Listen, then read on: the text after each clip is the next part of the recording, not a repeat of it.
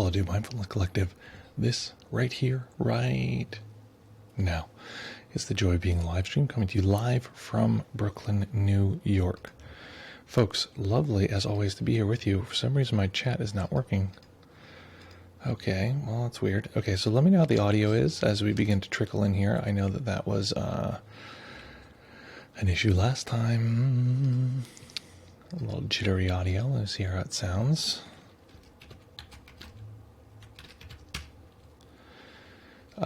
Where is everyone coming from? Where are you coming from? What are you grateful for? I hope Janusz is getting this. Janusz is getting this. 1986. 86. I am getting this. So first, where are you coming from? And let me put this over here so I can see myself. Very important to be able to see myself at the deepest level. Where? Let's see. I'm in BK. What am I grateful for?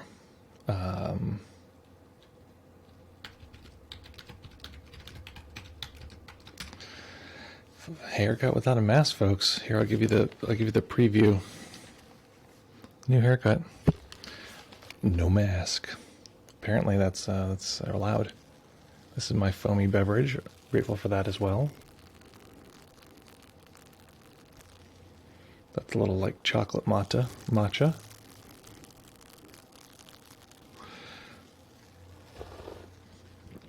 Delicious and nutritious, folks. Very good to be here with you as people begin to roll in. Excited to be here. And today is the first stream since my most recent psychedelic journey. So I'm going to be talking about that. But before we do that, folks, let me know, where are you at? What are you grateful for? What you're drinking? I am drinking, it's a sort of coffee matcha? Words. Nate, West Virginia, for a healthy body. Excellent. I appreciate that. A lot of the journey that I had was focused on a healthy body. So the point of it all is that what? Let's see. Okay, healthy body. What am I drinking? So it is a matcha mixed with something called Dandy Blend. Do a quick Google search for what Dandy Blend is. It's basically this powder that is like dandelion and chicory and whatever. It's like a coffee substitute. It's not coffee. Doesn't have caffeine, but it's like this super dark flavored thing. It's really good. No caffeine, whatever. From California. Relatively still mind. What a lovely thing to be grateful for. What else, folks? Where are you at? What are you grateful for as folks begin to trickle in here? I'm very excited to be here with you. I'm very excited to tell you about my most recent psychedelic journey after we meditate. We're going to meditate our asses off for 25 whole minutes, and it's going to be pretty dope. I'm pretty excited about it. And then we are going to chit-chat like kitty cats about my most recent psychedelic journey, and I'm going to catalog some of the big pieces that were in that journey. I have yet to go through the transcript. It's really hard. I mean, basically, I have a recording of the whole 6-hour thing, and I've been trying to go through it, but it's like, getting 6 hours where I could really, really dedicate to this is like one thing, but getting another 6 hours where I can listen to it, and I was trying to listen to it at slightly higher speed, and it's too fast. I got to figure out if there's a way I can listen to it like, 1.2 instead of like 1.5, so I can transcribe it, because it's like a lot. And it's also like, I'm like whispering and there's music playing, and so I got to figure out how that goes. Yeah. Excellent, folks. What else? What else is going on? Where are folks at? What are you grateful for? We're going to be meditating here pretty soon. You can hear my drink again. That's actually the sound of my drink. It doesn't, you can't, like, normally you can't hear that. It's just because it's so close to the mic.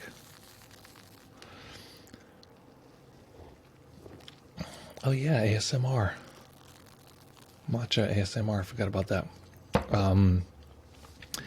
Hopefully that was great ASMR. Okay, folks, what are we up to today? What do we want to meditate on? Okay, I'm going to freestyle meditation this sucker because I just want to have a little fun. And Jean's here. That's what we're waiting for. Brooklyn, grateful for digital theater. Interesting. Very interesting. Very nice to hear.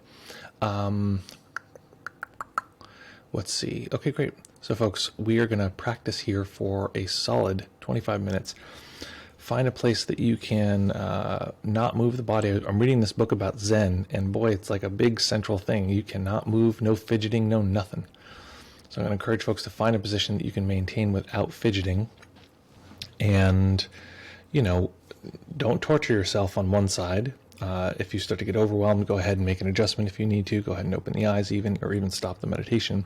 On the other side, if you're not torturing yourself, if it's not overwhelming, and, you know, don't lie to yourself. It doesn't really help you. If you are actually getting a little overwhelmed, it's better to just pay attention to that. But if you're not, no movement, no change, no adjustments of any kind. It's funny because I do this, you know, I instruct this, and then during the meditation, I'm like managing things. I'm like looking, okay, is the recording going? Is this thing, you know, whatever.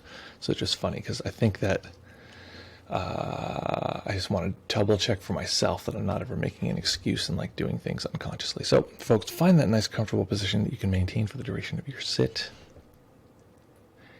And get ready because we're going to meditate here for 25 minutes and then talk about this journey I had. Any other requests for the meditation? Because I am going to sort of what's coming up for people. Anything at the on the foreground today you want to talk about? And after this, we'll open up voice chat for the chit chat like kitty cats on Discord.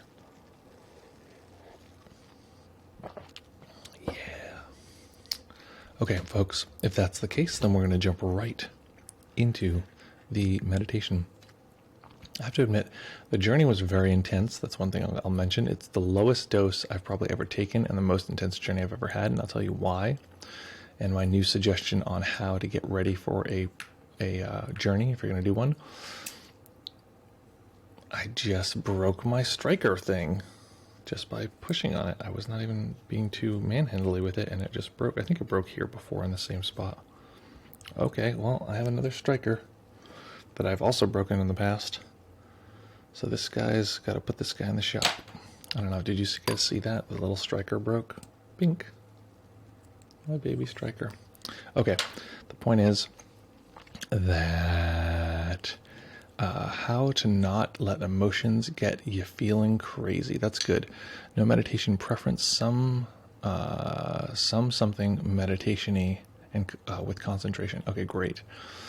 Okay, so, and here's one of the things I want to mention. Whenever we're doing a meditation that doesn't feel like it's really concentrated, or it's not focused just on concentration, just focus on clarity, knowing what's happening clearly, and continuity. Perfectly continuous, unbroken, continuous.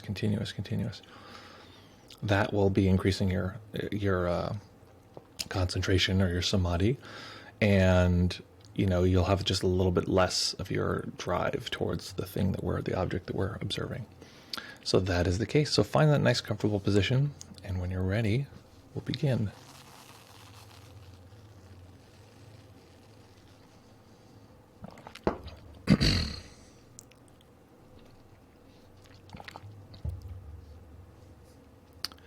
Okay, how to not let emotions get you feeling crazy. So when dealing with emotion, recently my big hack has just been coming straight out of IFS. So I want folks who, if you feel emotion rising up that's like sort of like intense emotionally, a couple things I want you to check out is to say, of course, to that emotion, to say, yes, of course.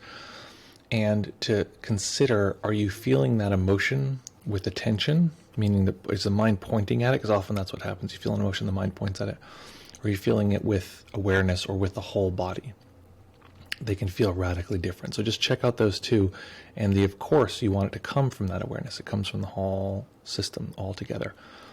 If neither of those tricks work, here's what I want you to do, and this is a special something.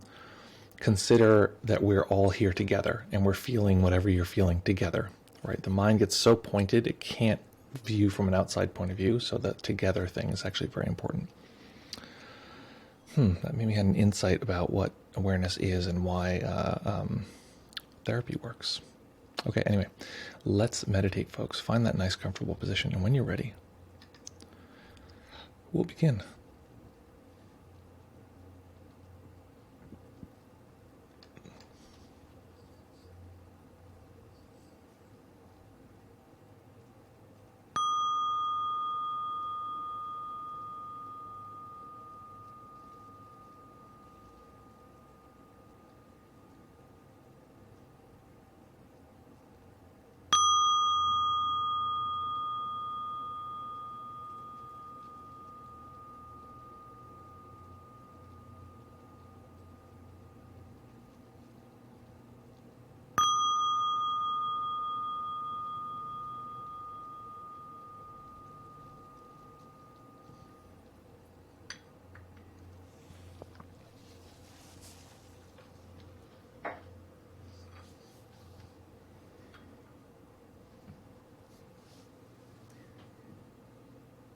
Beginning by taking a few comfortable deep breaths, just feeling the body rise and fall.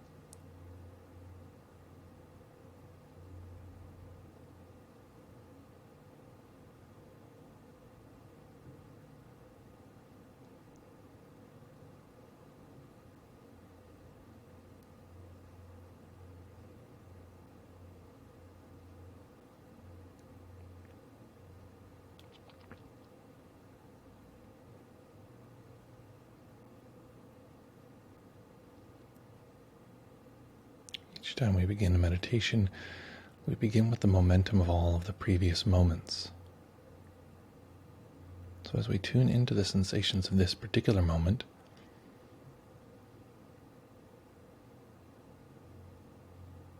noticing the kind of mind that we're arriving to this moment with.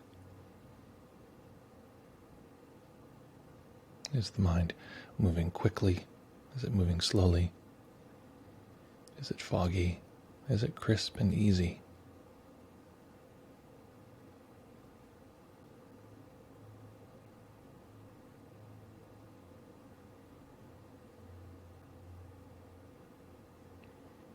Noticing the levels of preferring that are arriving in this moment. Do we want this moment to be a particular way? Do we want this to be a very good meditation?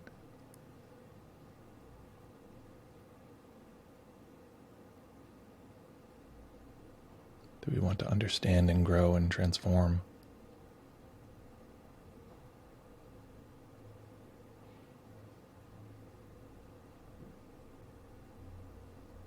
None of these are bad. They're simply nature.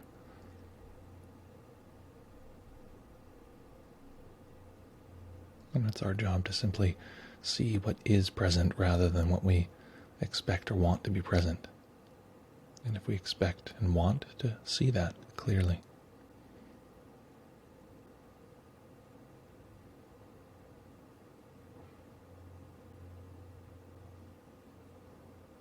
Physically relaxing the body.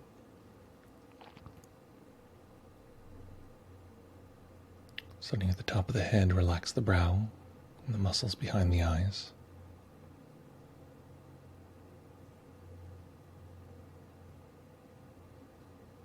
Allow the face to go smooth.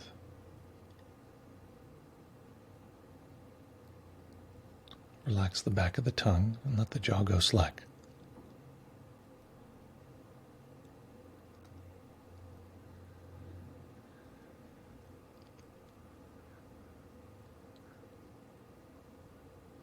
Relax the neck and the shoulders.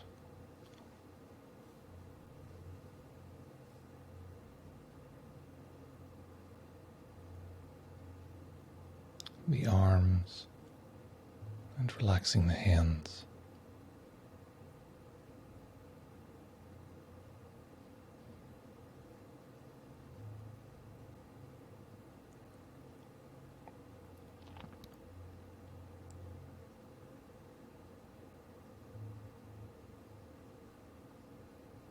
Letting go of any attempt to control the breath, just letting the body breathe as it will. And noticing the natural tightening and relaxing of the upper chest and upper back as the breath comes and goes.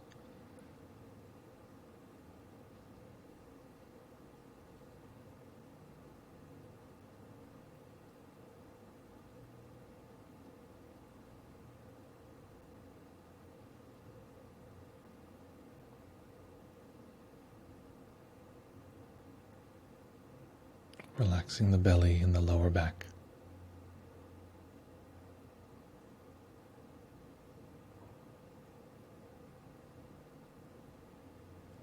Relaxing the hips, the legs, and relaxing the feet.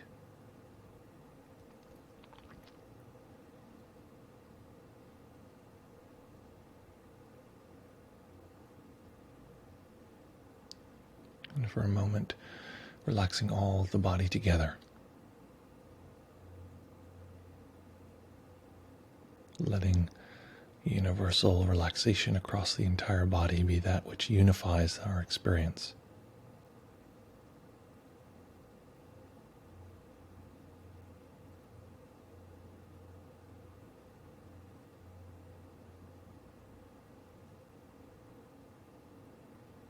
as we tune into awareness of the body.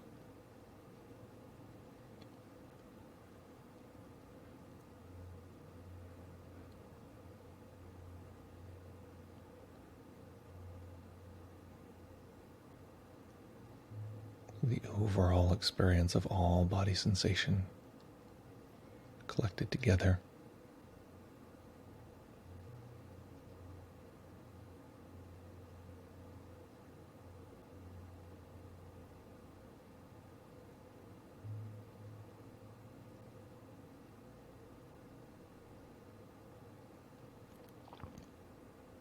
Allowing to all of the material, all the other sense data from our other senses. So opening up our senses to include all sensation and using the part of the mind that can establish this or detect this as one big experience rather than a number of tiny experiences. Often pain hurts when experienced as something separate, but when experienced as a whole, it's just one sensation among many.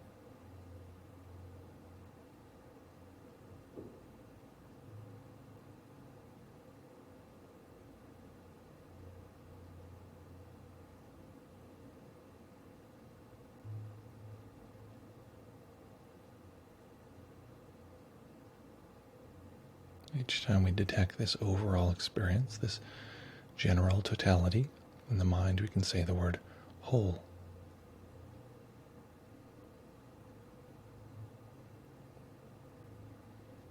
Each time we're so pulled into some detail that we lose contact with the whole. Not when we're tugged or just a little distracted, when we're fully pulled into some detail. We've really lost contact with the overall experience. We can call this part.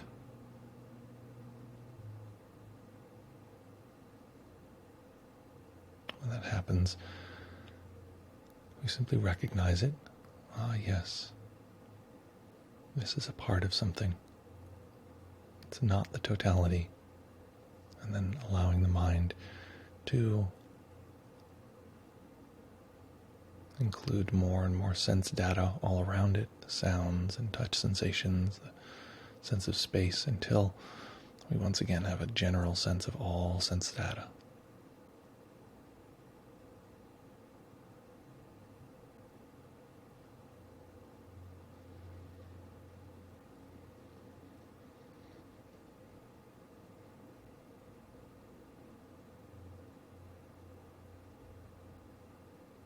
Once again, returning to the whole.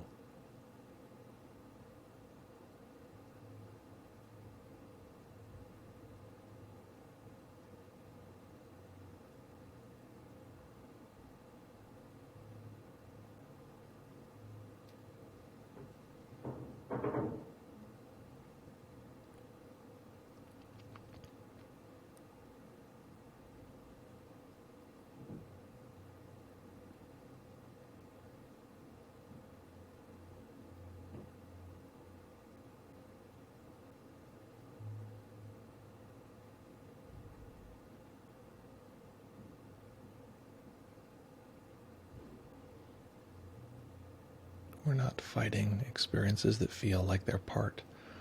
We're trying to tear away from that gravitational force.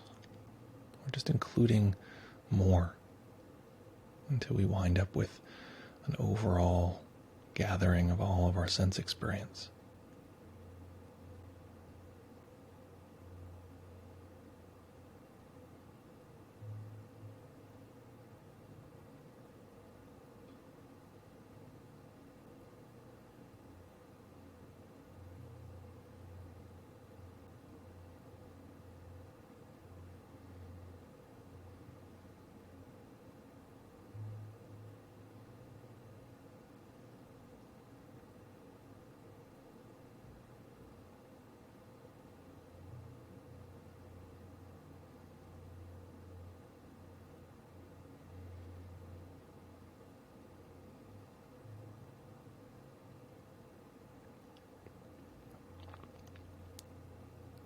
as we allow the mind to take in this overall experience,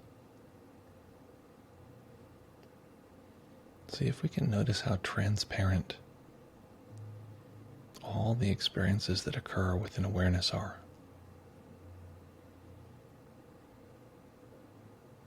All these experiences appear, seem very solid. They carve out a little piece of the whole, but ultimately they're just sensations among others. Their solidity is really a kind of hologram.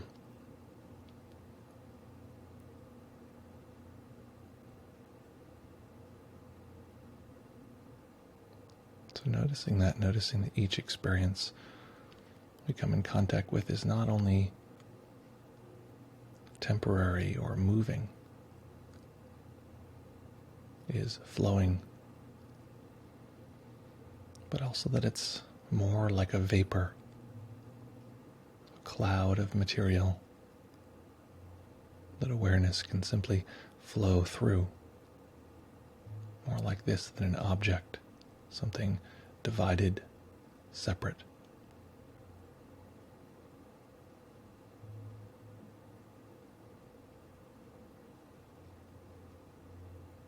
That awareness is like a mist that surrounds but also enters any sense of solidity.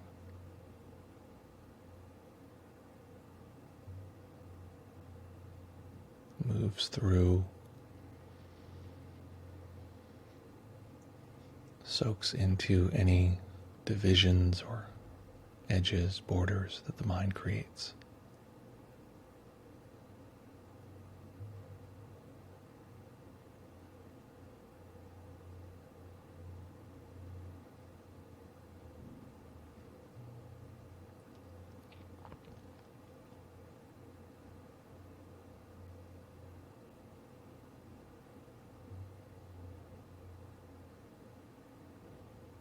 Bringing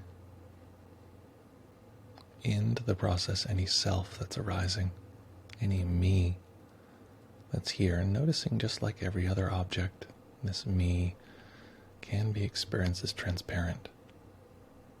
Awareness can just soak right through all of the sensations that make up this thing we often call me.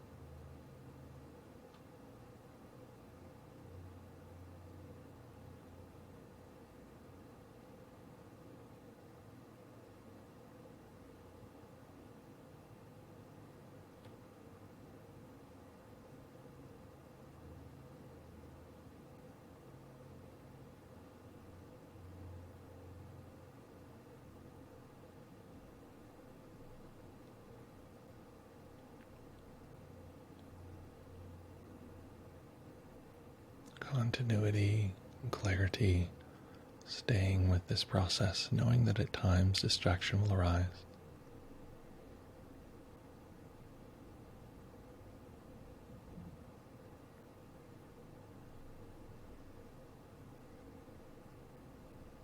But there's part of the mind that can easily, comfortably stay with this experience continuously. It's often awareness that can simply be present in an ongoing way, and attention, the part of the mind that divides and slices up the world, that's jumping from piece to piece.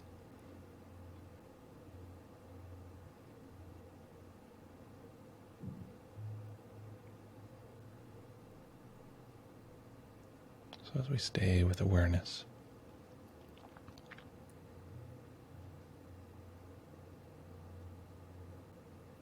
Simply allowing it to be continuous.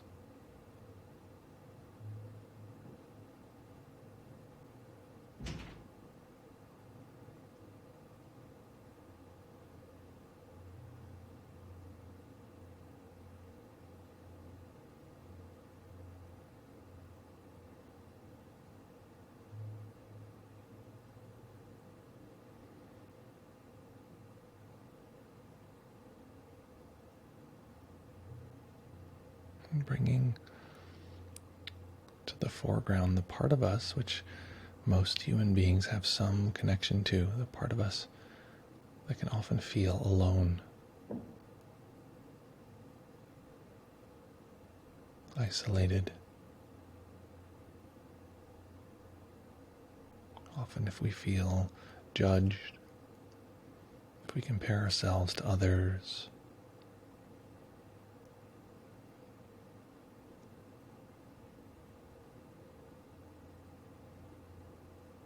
if we feel that there's social tension, if we feel under attack, often this creates a kind of me, a self that is separate, that needs to be protected.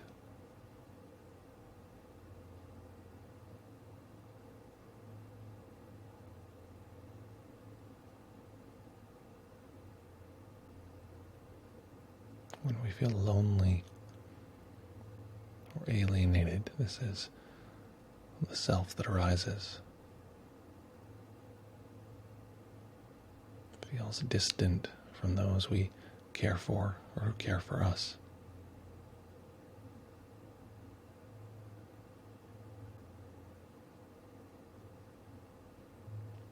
And as this part of us comes to the foreground, recognizing it too is part of this whole experience. It's not surprising that a part that feels alone, feels isolated, would separate itself out from the whole.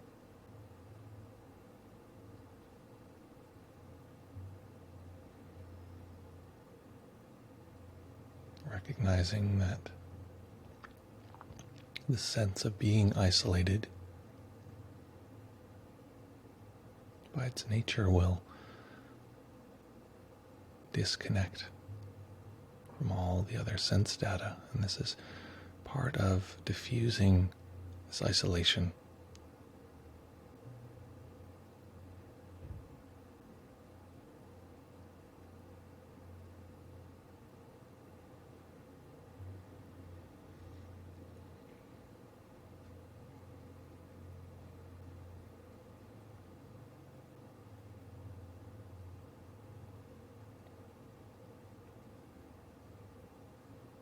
There can sometimes be a sense that we shouldn't feel alone. We should feel together or connected. But recognizing that at times we do, it's a simple fact. Greeting the fact that that is a human experience with acceptance, of course.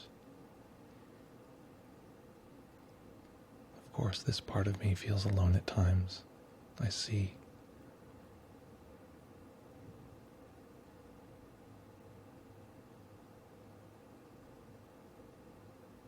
Without trying to make it feel differently, simply feeling it along with all the other feelings, all the other sensations.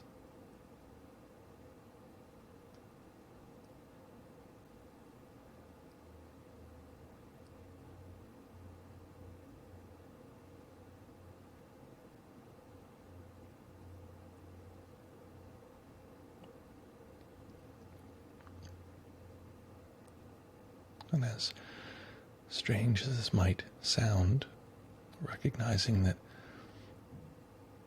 in this moment we can feel this alone experience together. You and I, anyone else who's doing this meditation, or actually anyone else who simply feels alone. It's okay to feel that alone experience together.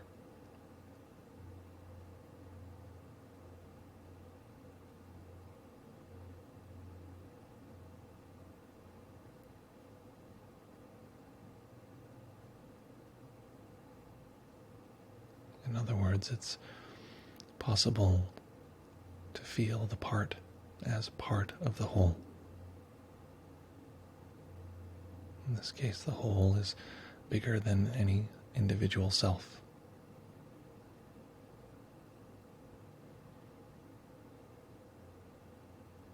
It's the community of like-minded, or any human being, any creature even.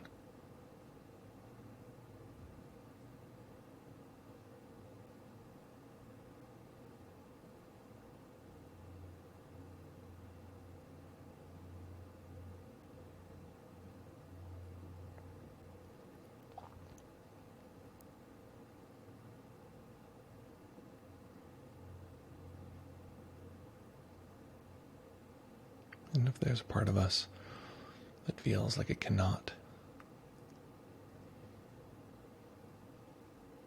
it can't feel that isolation with others, it feels too isolated, simply greet that with, of course, I understand.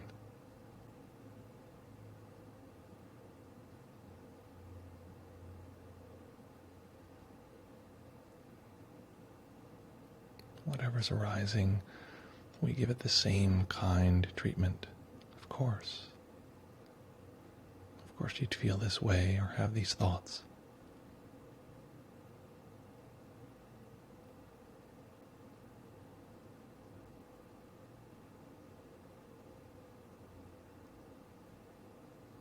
Allowing those experiences to happen within the whole, within the totality.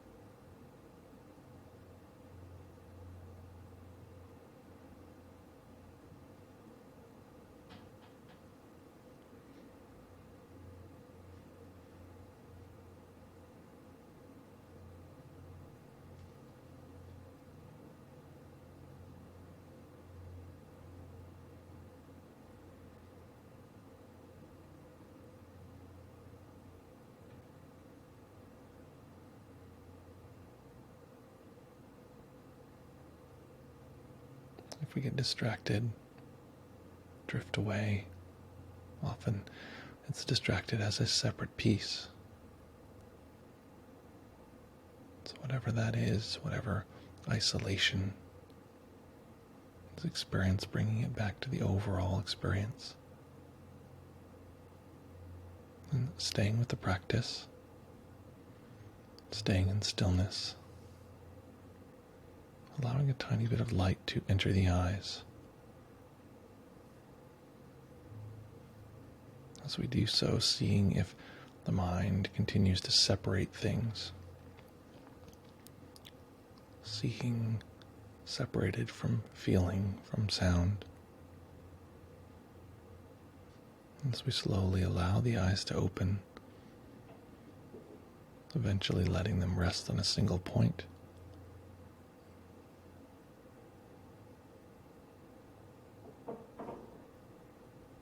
Letting all of these experiences mix.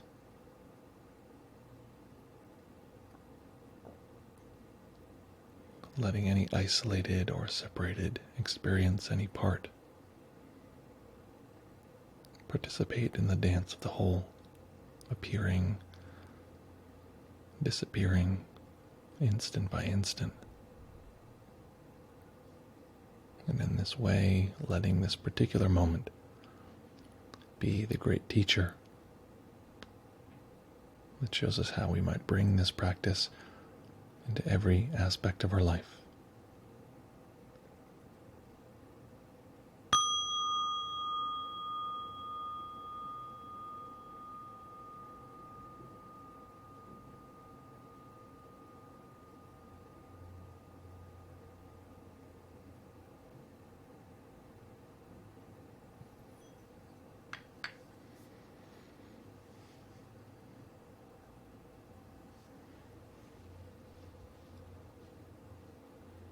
Okay. So making any adjustments you need to allow the body to be comfortable.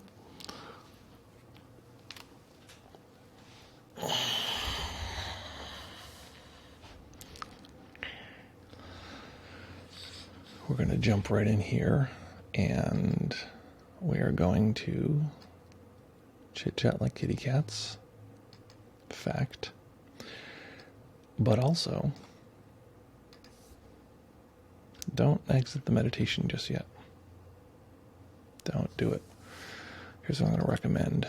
I'm going to recommend that you either jump on our Discord. We're going to have you chit-chat like a kitty cat. Tell us about your experience. That's often a great way to multiply or expand the experience itself. What's the equivalent? It's like making a map once you've come back from you just explored the world in some special way. If you don't make a map, it's less likely to stick, to be solid. So the point of it is that I'm going to send a link here to this room. Where's the link? Here we go. Link is appearing now. Oops, there it is. There's the link, and you can jump right in on Discord, or if you want to just type your experience, that is another way to go.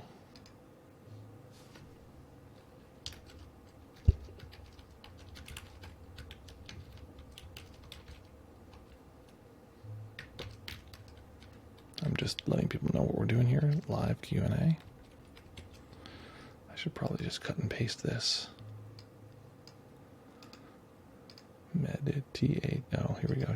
That's a spelling mistake.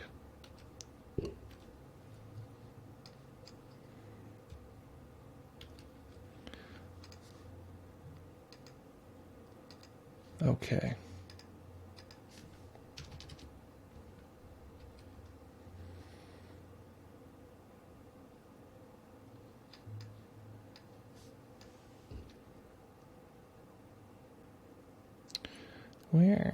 What am I looking at? Okay, great. We're rolling. Okay, all things are set. All things are equal. All right, folks, what was that like? What happened? What do you like now? Hit me up on any platform, including in text or Discord, and we'll chit-chat about your experience. Yeah, what was that like? What happened? What do you like now? And I had to banish my beverage because it was too loud. Sounds like a Geiger counter, am I wrong? Nate says the following. Nate says, oops, I can't see. Oh, Jesus. Why is this? No, okay, wait, all right. I'm trying to make it so I can do the talking text thing. Here we go. Nate says the following. I like bringing sensations into the whole. Then, how do we use that insight of the unimportance of any specific sensation to efficiently move forward and effectively progress with whatever we were doing? You mean in a moment-to-moment sense, or like on the path in general? Which just crashed and fell. Oh, the broken striker. Do you mean generally? Or do you mean like in that particular moment? How do you use that throughout your day, or do you mean like how does that relate to the path of awakening as our own particular thing? Yeah, help me clarify that, and then we'll jump in from there. Any other questions or reports as we're beginning to chime in here? Questions or reports? So, folks, I want to get Q&A down, and then I'm going to jump into my psychedelic report of what happened this last Saturday. If anyone doesn't know, I do psychedelically assisted trauma therapy, and really dove in pretty deep this weekend. Went up north to meet with some guides, and it was very good, and I'm going to report on that. Jean says the following. Oh, it's continued. Okay. To be continued. I'm trying to think of this as objective as opposed to clinging, but that went well today. I felt like I did it right. Loved the mention of the mist of kind awareness being able to seep into things that are or appear to be solid. Mm-hmm. The alone together part was also really interesting. That's the title of a stroke song.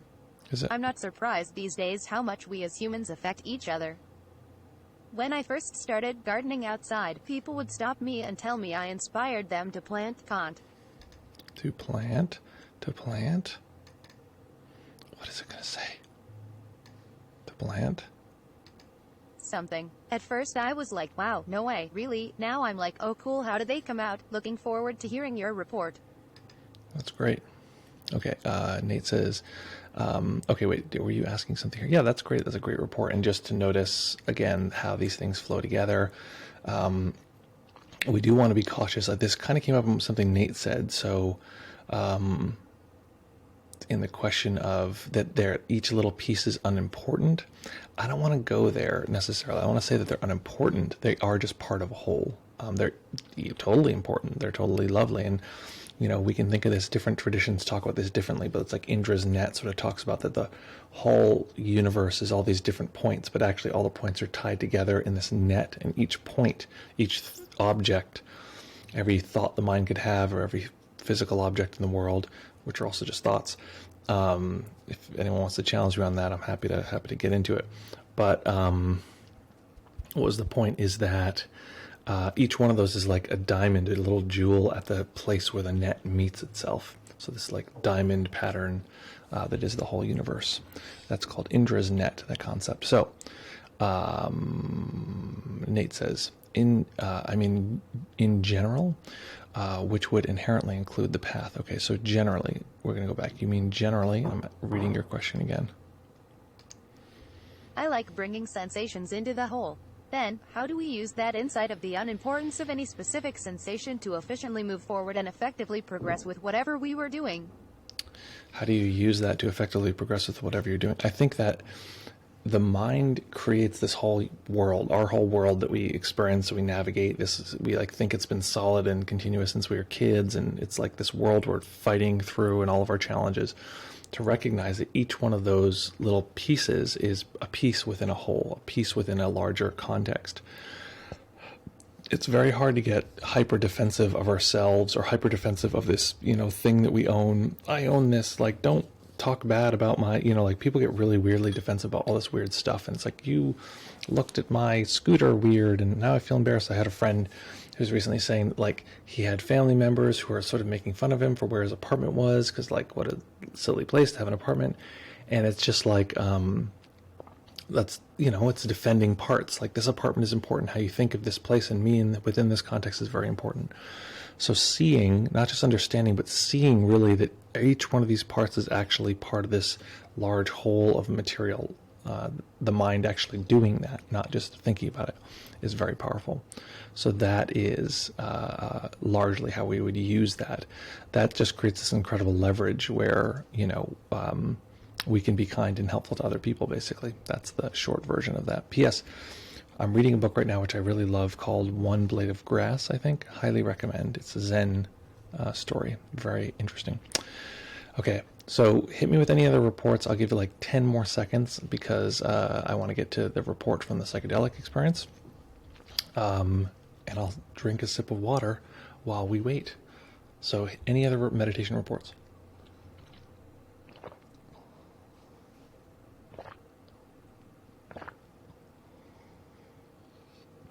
Yeah, Henry Schuckman is lovely.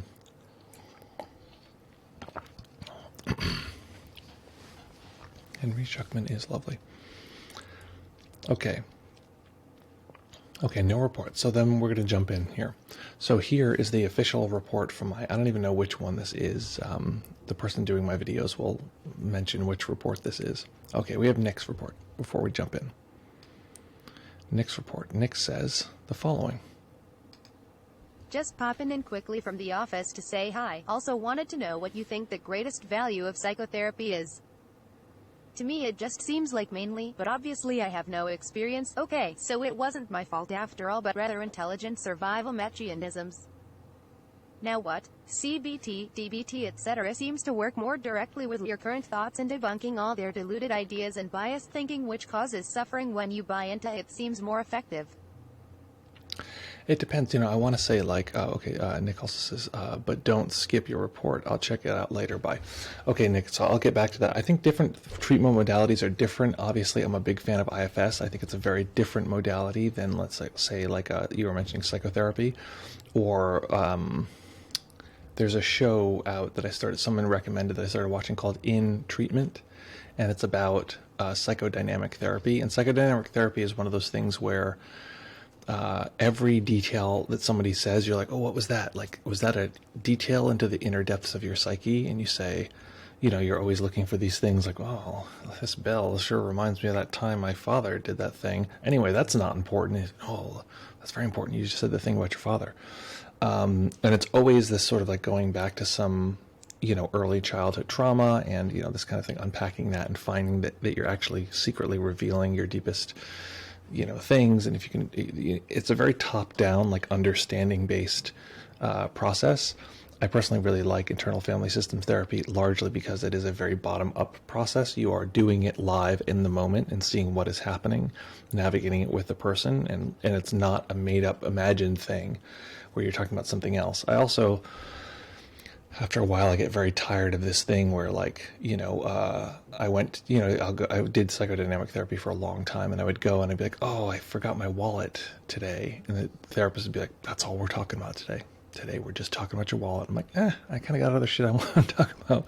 And they're like, no, that has the secret link to the most important stuff. And it's just like, can get very tiring. And for me, anyway, I like bottom-up experiential processes rather than just like the mind thinking of it. So DBT is experiential. CBT is very cognitive. It is like make a list, double check the list, use your mind.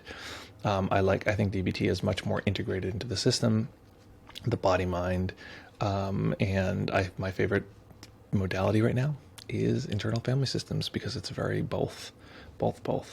Okay, folks, here is my official report from my most recent psychedelic journey. So a little bit of background. I say this every time. This is warning. Warning is I do not recommend anyone use psychedelics for any purpose, especially recreational use. It is universally different having a guided experience that is structured and has like, IFS integration therapy sessions before and after. That's like 100% different than, let's just say it's 97% different than doing it recreationally. Lots of research says that the psychedelic experience itself is not necessarily healing. What is healing is the integration and support before, during, and after. So I just want to say that as a little warning. And I also, can't recommend based on different people's psyches, whatever. I have no recommendation. I can tell you what I've done in my experience and the positive that it's had in my life, and you can decide for yourself.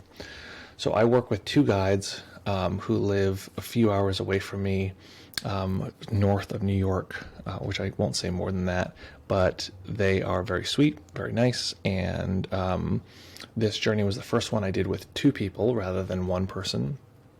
And this is a team that works together, and beforehand we'd spent a lot of time talking about intentions going into this, etc.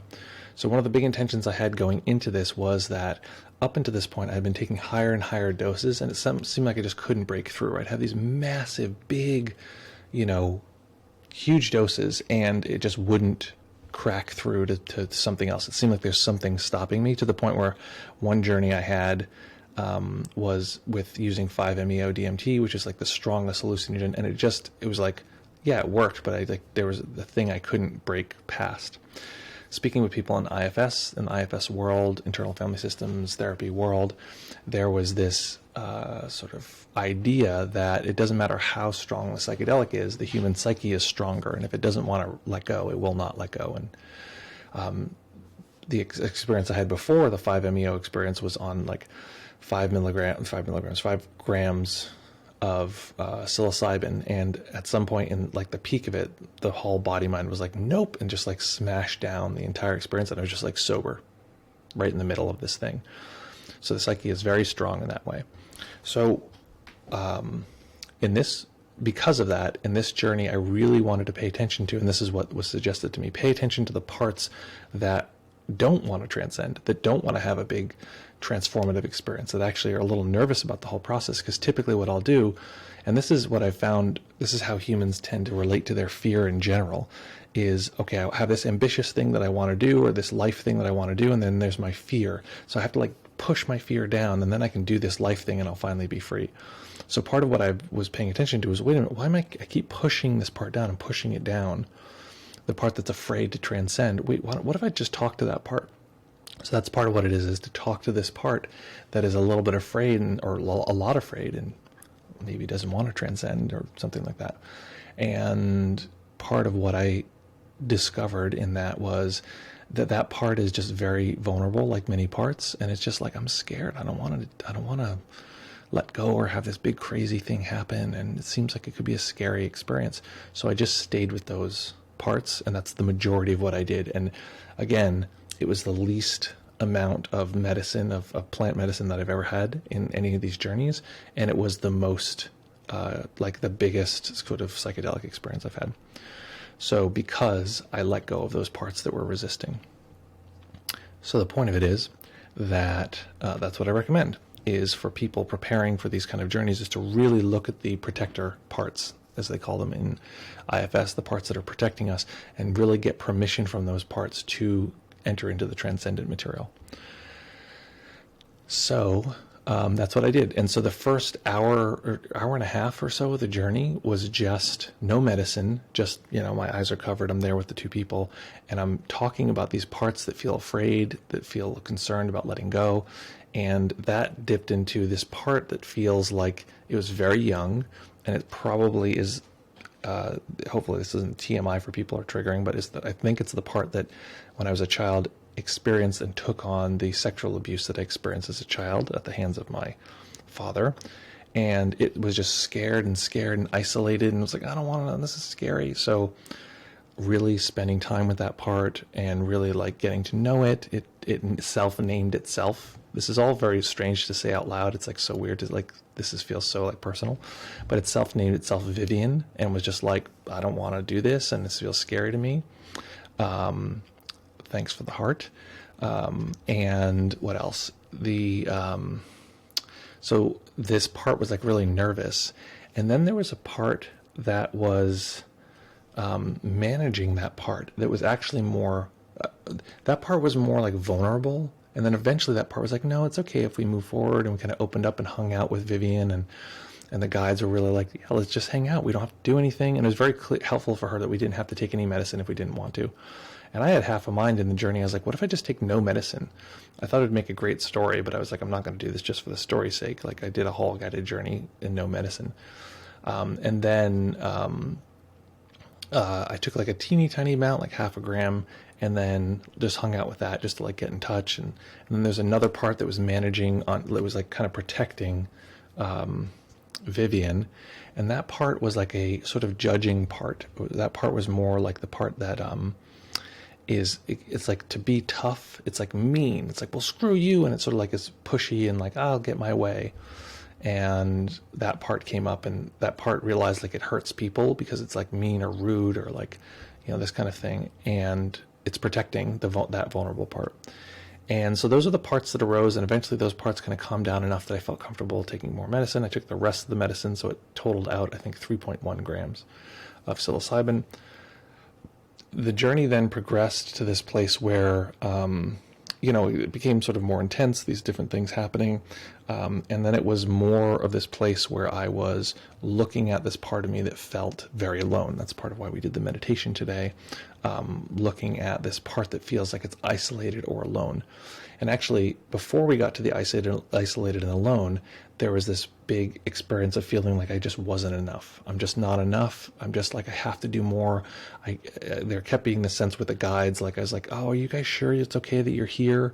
I don't know, I'm asking too much, because one of the things I asked them was that it's funny because a lot of your executive functioning goes off, so you're just like kind of a more primitive part, so you're looking at kind of the more primordial experience. And I said, like, it's sort of from these different parts, it's scary to hear these people's voices next to me if they're not in physical contact, because it's just like my mind makes up like, who are they, etc. So I asked them both to like just sort of keep hold of my hands and like a little bit of like, touch so that it felt like they were there with me and paying attention, and not just like just weirdo, ghost floating around. Again, I'm laying there with my eyes covered, this kind of thing. And so there's this part that's like, I'm not enough. I'm asking too much. I'm asking these people to like rub up my hands, and I'm laying here and I was like, oh, I shouldn't do this. I just, and I noticed that in the previous journey where, the medicine shut off, where I like had this large amount of medicine and then I just got overwhelmed and it shut off the entire experience. In that experience, what I noticed was that it was this sense of, I have to do this alone. I can't ask for help. I can't ask for support. And I just kept saying this stuff out loud. It was very interesting because the dose was relatively low. Keep in mind that by the time I took the 2.5 or 2.6 grams towards the end, it was already like, hours past having taken that half a gram. Like, it was very, very slow lead up. So it wasn't like it happened all at once, like a big burst. So because of that slow lead up, it was like very easy to see and navigate and have a conversation with them, rather than being like so out of it that I could barely say what was happening. So really being clear about what my needs were, asking for support. And at some point they're like really like physically moving my body. One of the people was doing body work and like stretching my arms out and stuff, and like really like being there present for me and reminding me, because I just forget that we're here together, that we're actually here together, because the system would go back to being, I'm alone. So going through this process, we're sort of going through, and then at some point, morning starts to arise. Now, I can't even, it's funny, it's been so long that I'm not even sure if I've talked about this on the stream, so forgive me if this is the first time some people are hearing this. I don't want to shock anybody, etc.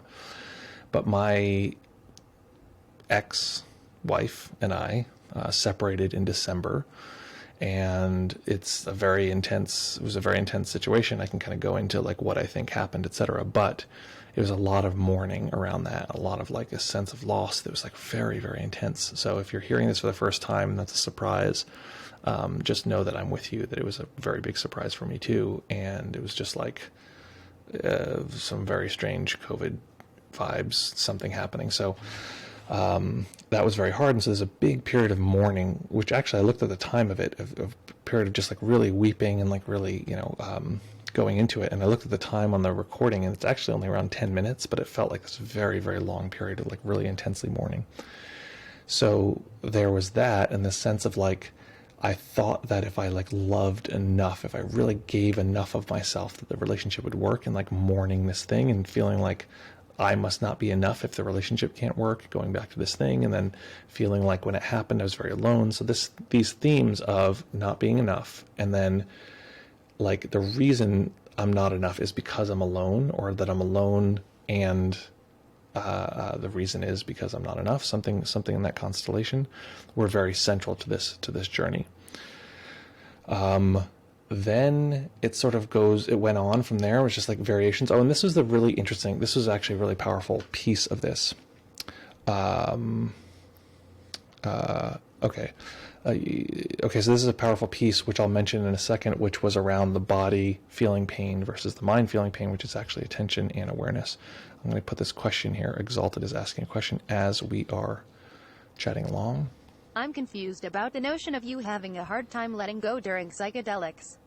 I would consider someone like you pretty much an expert of letting go. A professional letting go. That is, thanks, Gene. I appreciate that. That is actually exactly true. And that's the thing, is that what we want to look at from a parts perspective is that there are parts of us that are really good at certain things. And this is something I had to contend with. For this journey itself, I made an intention to not meditate or use any of my meditation skills at all, because there are parts of us, especially because in this journey, I really did realize, like, I've had a good chunk of trauma. I've had a big, hit of trauma in my life, and I can go into some of the details because I sort of realized a lot of them in this, or just they came to the surface in this journey. But like very violent, etc. father and all these things. So part of my system feels very clear and spacious and open, and that's how it just exists. And then there are parts that are kernels that are maladaptive, that just don't work well, that are sort of like hidden in there, that feel like they're isolated, etc. And I can talk about it. I think I've worked through a lot of that, but it's, there's still roots of these things. And I think that I like that, for instance, in Zen, There's a sense that there's no end to the process. You can get very, very deep, but there's still space to grow. There's always more space to grow. So just know that sometimes if we create this idea that the teacher or the person who's the guide isn't perfect, then there's something wrong and we can't grow then, like we can't trust them, this kind of thing. But really, honestly, trust, from my experience, you want to have a teacher who is flawed, because if they think they're not flawed, they're going to deny every piece of humanity within themselves and definitely deny every piece of humanity within their students. So as I moved forward, one of the other central pieces of this journey was realizing and experiencing that I felt in a way very separate from the body. And what I think I actually was, because we use the terms the mind feeling separate from the body, but I think what we're talking about is the conceptual analytic mind, which is very sort of attention oriented, versus the more awareness based experience, which is much easier spatially and isn't so like, the analytic mind is very head centered because it like navigates and is measuring the world from the XY axis that it's sort of putting everything on is based on the eyes. It's very like sort of thought driven. But the body is very much like has a much easier connection with awareness. So we're talking about these two different, mind versus body, but really in a sense we're talking about attention and awareness. So there's a sense of feeling very separate from the body, or like that I couldn't occupy and experience the body. Like it kept going back to like worry or separation in the mind. And what I found was that, so we did this long process where basically I would go into the body, like feeling the body, and I'd be like hit with this wave of emotion. I'd be like, like the body hurts. And every time I like attended to any part of the body, it would be like a wave of just emotional pain. And the guide was very wise and said, is it the body that hurts or is it the mind that hurts? And all of a sudden I would feel the sensation without attention, sort of basically without clinging. And it would just feel luxurious and feel like, very spacious, these kind of things. Again, these are all things I've really done many, many hours of in meditation, but there are parts of me that don't get these messages, and we can, we can fault them, but the fact is that this is just the arrangement of things. This is how things are. I try to be I'm going back to Exalted's question here, but I try to be a teacher who talks about this stuff openly, because trust me, I see many teachers behind closed doors, lots of them, and I've never met a teacher who doesn't have some weird thing that is going on. Not one, if you hang out with them long enough. And the teachers who really deny that are the ones who are like in the worst shape. Like it's just like a whole other layer on top of that. So you want human teachers, trust me. So this is my human teacher report, and just, letting it all fly, which is it's also a pedagogical choice to actually say this stuff out loud, because I could just say, oh no, I had this transcendent experience, and, send your checks here, or whatever would, those kind of things make money, but I don't think it's very ethical. So the point of it all is that, I noticed I would feel all this emotional pain in the body, and then all of a sudden I would, attention would be sort of there, and it would be like so painful, and then all of a sudden I'd let that go and just feel it from the perspective of open awareness, and it'd be incredibly relieving, and just be like, oh, what a relief. This is so like incredibly helpful just to feel it from this perspective. And then like a minute later it'd be like, wait, the body hurts again. And because the pain would be so intense, I'd be like, wait, what were we doing? Like, there was some solution here. And they'd remind me again. They'd be like, okay, feel it with the body, not the mind. And again, I think I didn't want to force them to use my language, but I think it was more feel it with awareness rather than attention. And again, it would just feel like such a relief, and like, oh, it feels so good. And at some point the person was doing body work on my shoulder. It was like really, really like that, like Rolfing style, getting into like the getting really in there, super intense. And it was just my mind moving back and forth, being like, from this perspective, it hurts terribly. From this perspective, it just all feels like movement in the universe, and just going back and forth between those two, and like trying to train the system, train the mind to do that without adding any volitional, meditation skill. Because that was the other thing, is I could have done that with meditation skill the entire time, just like move the mind to awareness over and over again.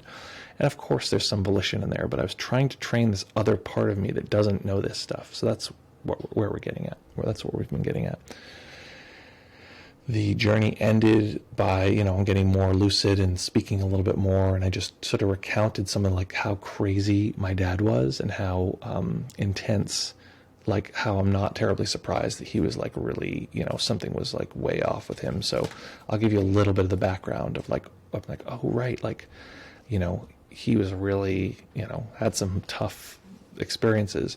So the little bit of a background here is, so my dad grew up in like Nazi Germany, not Germany, Poland, like where there's Nazis walking around as a little kid. So he's like 3 and there's Nazis walking around, keeping in mind the first 3 years of your life are like the most formative in terms of attachment.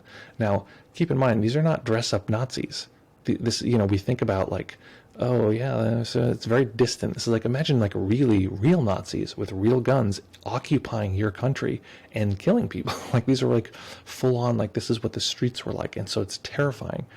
And then communism takes over, and it's actually more terrifying because they're still doing all the killing in the streets, but now they've turned everyone against each other, and you can snitch on different people, and you can get out of trouble if you snitch, and you can, like they're basically everyone starts to not trust anyone, and like it's all within your family, and it's a super tight unit, and you can't look at everyone outside of the world as like untrustworthy, and inside the family it's like even then you can turn your own family members in, and you get like you're more likely to get out of trouble if you turn your own family members in. So it's like a lot of mistrust within the family units and stuff. So this is his first like 20 something years of his life. He then defects out of, Poland by being a teacher, defects with my mom. And then they go to, they go to Colombia to teach. And he was like on a teacher's salary in the country of Colombia, was like rich beyond belief. And they had to leave because they were getting threats on their life because they had so much money, which is like, again, like a Western teacher's salary. So that's how poor the country was. They moved to the United States. They have a kid in Denver, and then they move and have a kid in Texas, and then they move and have a kid in Kentucky.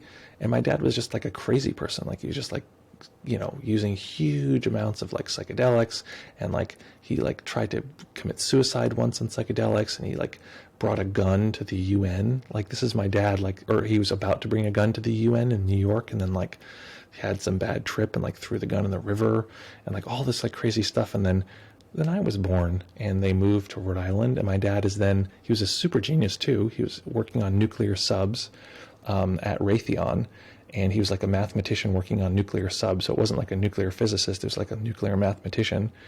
And he, it was like suddenly like in a bottle, where like he just moved from Kentucky, where they had been growing like acres of weed and like, whatever. And then he moves, and he's like, buttoned up, whatever, button down, and like in hating his job and thinking like, they don't realize what a genius I am. And so he was just like a crazy drug addict person who's like violent and, physically abusive, psychologically abusive, sexually abusive. And so it's like all of that to say there's a degree to which I just deny the fact that I had a lot of trauma, even though I'm like doing all this work, etc.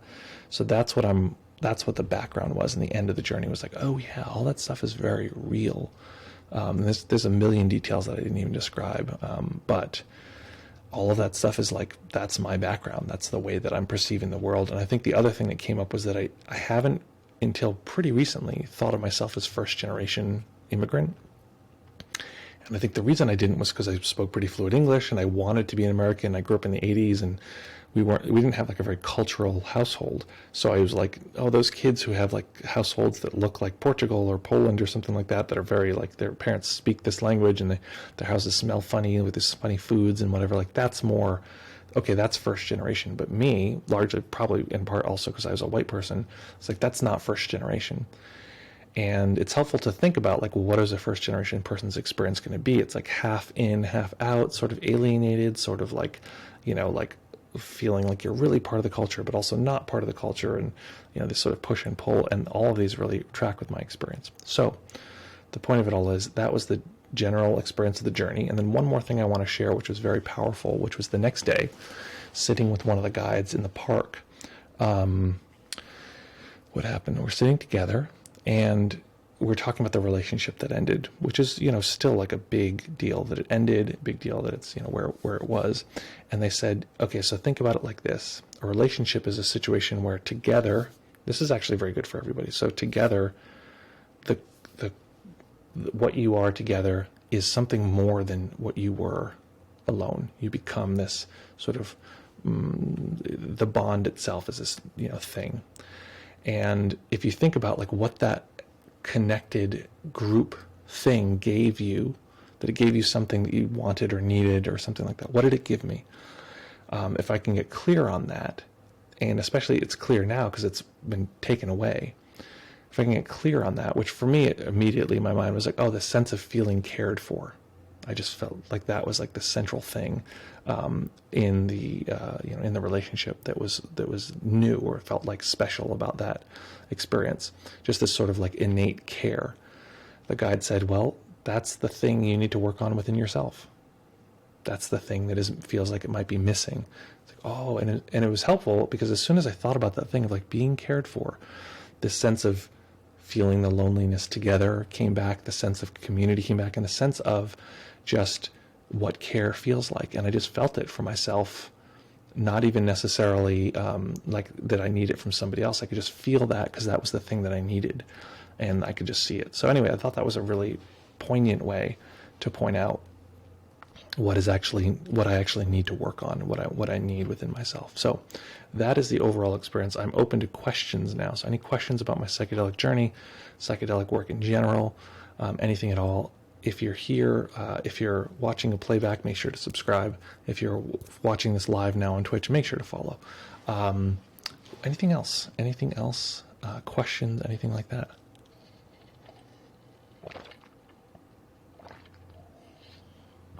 Nate says,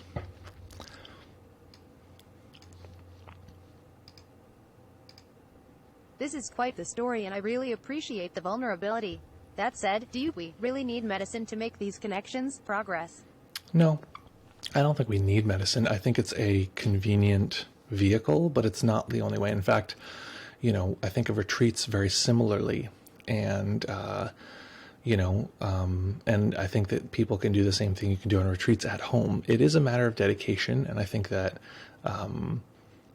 you know, we want to find whatever way works for us. And for some people, myself happens to be one of them, the plant medicine is one vehicle that actually tends to help a lot for me. It's not to say that it's universal. What you've been through sounds like some of the worst stuff I've ever heard. That's terrible. Well, thanks. It's definitely not the worst stuff I've ever heard. I think that's part of the illusion is that I'm like, here's worse stuff, and it's like, you know, and so I think, oh well, that's definitely worse than my story. So my story is not that important, but it's really important for all of us to sort of accept what trauma is, and that it affects us, and that just because somebody else has a much worse trauma experience doesn't mean we shouldn't take ours very, very seriously and really accept that. And especially because I think what happens is when we're young, we're like, my trauma, like whatever, it's not a big deal. And this is saying this, you know, as a teenager, right? It's like, oh, my trauma, yeah, it's like it shaped me, but I'm past it. And it's like, this is the same person who can like eat pizza for days and days and they're fine. Like, I didn't really sleep and ate a bunch of pizza. I'm a little sleepy and feel weird. It's like, as you get older, you can't do that. It's just like you'll crush you, or like stay up all night. You'll be like crushed. So, you know, same thing is true with trauma, where like at first you're like, nah, it's fine. And like that solidifies in our mind. And then we think, oh, I don't really need to deal with this trauma, but it gets harder as you get older if you don't deal with it. And I swear if I wasn't doing all this work and doing all this stuff, I would be such a mad person. I'd be such a crazy person. So for me, it's very, very important to face this stuff. Plus it's like, you know, it's my contribution to the world is to help people and to look at my own material and get through what I can, and then be honest about where I am, and then be supportive of people. And for me, that's this crazy, you know, double gift where I get to grow and be happy, and I get to share with other people honestly. This is how I move towards freedom and happiness versus like some idea. And it really is crushing and painful when I connect and listen to people who like just are doing it through just concepts and just kind of making it up. It's really sad, but that's not my experience. It's not what I want to do. So we're doing something different. Jean says, Yes, I appreciate the vulnerability too. Just wondering if you think you've always been so good at identifying parts. The clarity with which you described them is so impressive. Absolutely not. Honestly, I think that like my clarity is around parts, and specifically around internal family systems parts, like from that perspective, a couple of years old max. Prior to that, I think the big clarity that I had was sensory clarity through like Shinzen. For like a long time, that was like very central and very core. And my experience was really getting meditative sensory clarity down. Prior to that, because I came into recovery through 12-step, 17 years ago, the skill there a lot of the time is looking at how resentment and fear are shaping the way we relate to the world, and then trying to find parts of ourselves that are like straying away from our values. That's a lot of what the sort of code is.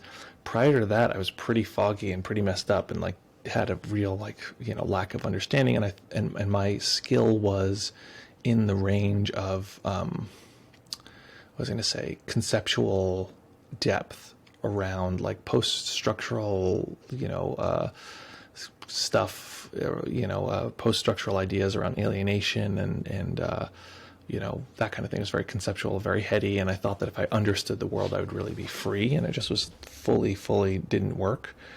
And then prior to that, I think that I was like about being like, this is like back being a teen, I was like about being like smart and analyzing in terms of making artwork, and also like street smart, and also sarcasm. I really like had a huge like sarcastic sort of personality, and sort of a bully personality, but it was like all verbal and like, just like you can't touch me and I'm an outsider, but like, and that was the way I used my like kind of like assessment skills, are the same skills that I'm using now for parts, but that's not that parts thing is very, the clarity around that is very new, Nate says.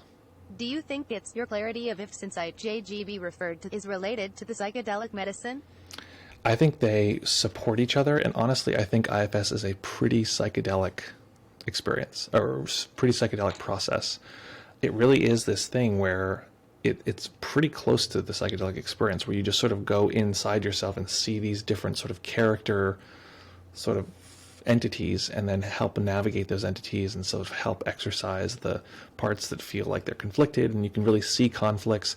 And it's also, this has been actually more, I mean, I've done a lot of compassion meditations and a lot of what was I going to say, a lot of metta and loving kindness and nurture positive, but there's some key that was unlocked in IFS to see that every part of me, including parts that I'm like, oh, that's no big deal, or oh, I don't really think too much about that, to take it seriously and to sort of talk about what Exalted said about like, oh, I think I would be like just professional letting go. Part of letting go, this might seem strange, is letting go and recognizing that there are still these remainders and traces. So for me, it might just be less intense than for people who've never done any of this work, but there's still sort of these traces, or even tendencies, leanings. Like the mind will still cling all the time, but it's not, it just like clings and disappears, or it'll cling and actually do the thing. It's like, I just thought about clinging now, and my mind went to food, my mind went to chocolate, my mind went to the chocolate that's in the drawer, my mind went into like, okay, let's finish this stream, because then I get to get the chocolate, and it's just, and it's like, it still does that stuff. I have a little bit of freer association with it. It's not like really drives my life all the time, but it would be a lie to say that those drives don't exist. So that's a lot of what I think that is there. And so the psychedelic medicine helps clarify these different experiences of parts. But honestly, the majority of the work is done before the journey with IFS, and then after the journey with IFS. And then in the journey, I would like to actually do some journeys with IFS trained guides, because there was this degree to which I was like, I know this IFS thing would work. Like I can feel that I need that right now. And there was one point at which one of the guides was like, okay, it sounds like there's this part here and that part there. Why don't you talk to both of them and tell them? And I was like, in IFS, you go one by one and you just say who needs to talk first. Partially because it's hard for the mind to like hold both. And in order to hold both, it either has to create a kind of concept to hold both, or it has to like kind of ignore one over the other. So I was like, I was like, oh, I wish there was an IFS person here.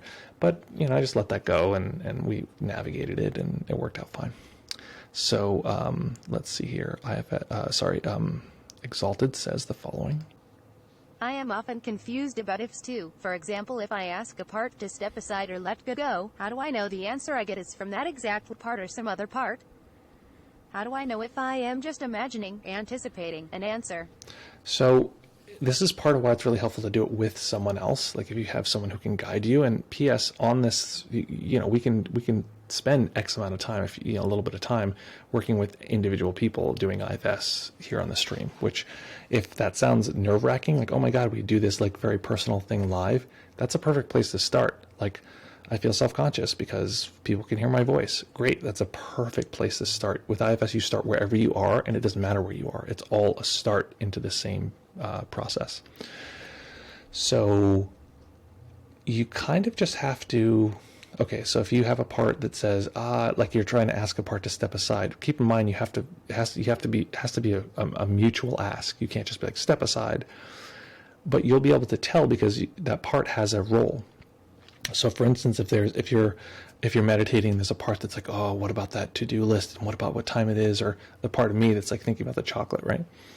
If I'm sitting here meditating and there's this part that's like, oh, what about the chocolate? What about the chocolate? What about the chocolate? I can say, hey, listen, I hear you. It sounds like you're really interested in this chocolate. Thank you so much for reminding me. That's such a delightful thing. That's so exciting. Thank you. And really trying to like get a friendly vibe going. And then I can say, hey, listen, I'm going to try to meditate right now. And you can bargain with them and say, like, listen, if we can actually do this meditation and calm down, it'll actually, or whatever the meditation is about, like connecting or feeling more love. If we can do that, we can actually feel this warm, loving feeling and have the chocolate. And the part might say, that's pretty good. And you'll know that it stops because it stops reminding you of the thing. It stops doing the thing that it was doing before. If it's cooperating. If it's not cooperating, then you just shift and you work with that part. And you're like, so what's up with this thing? Why? It seems like this is really important. And then it'll start to point to like, yeah, it's really important. I need the chocolate because it's really hard. And you start to say, okay, it sounds like you're concerned that it's going to be really hard. And you look at what's underneath that and you say, okay, could I talk to that part that's like, it feels like it's really hard? And then often it'll step out of the way because it sees that it could relieve its own burden. So that's a general case, but you have to, it's intuitive, you have to trust yourself. If it is another part, and often the understanding part of the mind wants to understand what's happening, which was really important in this journey too, was talking to that part of the mind that understands and asking it to step back over and over again. And I could tell, because it has its own characterological profile. The part that understands, it can make a network of connections. Oh, see how this connects to this, and I see this connects to that, and I get it. And you start to have a feel of those parts' character and what they do and how they talk and how they act and these kind of things. So that's one of the things that is, you also notice maybe where it is in the body, you notice what its sensations are, and you'll get to a sense of how these different parts of us respond and act and what they're like when they take over. And it's just a clarity issue. And it doesn't take that long to get that clarity. Any other questions, reports, comments, curiosities, queries, or delights that you want to share before we hit the bricks here, folks? We'll be back here on Friday. Anything else? Okay, I'm going to, in that case, introduce you to my little friend, Outro Music. Folks, lovely to be here with you. As always, really fun. Thank you so much. I love doing these. If you don't know, or if you haven't seen this, there's a whole series of psychedelic reports in a playlist that if you found this, you might find that playlist right here on our second YouTube channel, youtube.com/deepmindfulness2. And our main channel has all sorts of other great stuff. And then what else is the other piece here? Thank you so much there, Gene. Appreciate that. I want to hit, this is just the thanks to everyone for being here. It's really fun to do these reports and that kind of thing. So I want to hit everybody with a little bit of, here, let's flood the, you know what's happening. You know what's going down. One of my favorite features that we have here. Great to be here with you as always, folks. Lovely, lovely, lovely. Thank you so much for joining. And we'll see you back here in fewer than 48 hours, folks. As always, great to see you. So tune coming in here. Enjoy them sounds.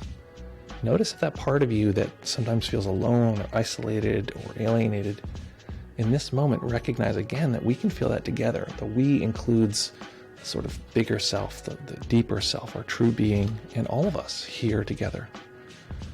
That alone part doesn't have to feel its aloneness alone. And folks, so good to be here with you. As always, practice well, take care of each other, have fun, and we'll see you all very, very soon.